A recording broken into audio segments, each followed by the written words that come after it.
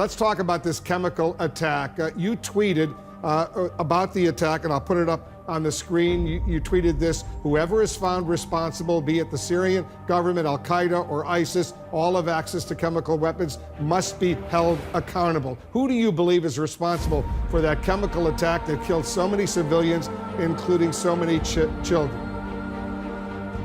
Here's the issue, Wolf, is what I believe, what you believe, or others believe is irrelevant. What matters here is the evidence and the facts. If President Assad is found to be responsible after an independent investigation for these horrific chemical weapons attacks, I'll be the first one to denounce him, to call him a war criminal, and to call for his prosecution, the International Criminal Court. Make sure that those consequences are there. To launch an independent investigation, to find out exactly what the facts are, who was involved and who was responsible, so that the appropriate consequences could be levied.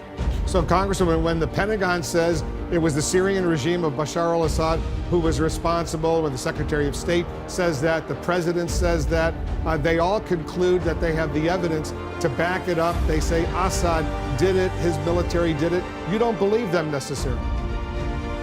The last time I checked, Wolf, Congress had the authority and the responsibility for declaring war, for authorizing the use of military force.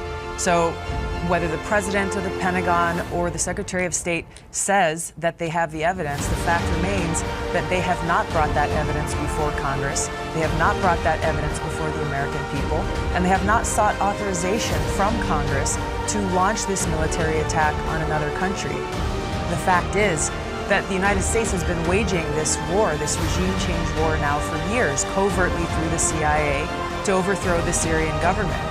The result of this has been the suffering of the Syrian people, hundreds of thousands of people dead, millions of refugees, and the strengthening of terrorist groups in Syria like Al-Qaeda and ISIS, whose goal is to overthrow the Syrian government.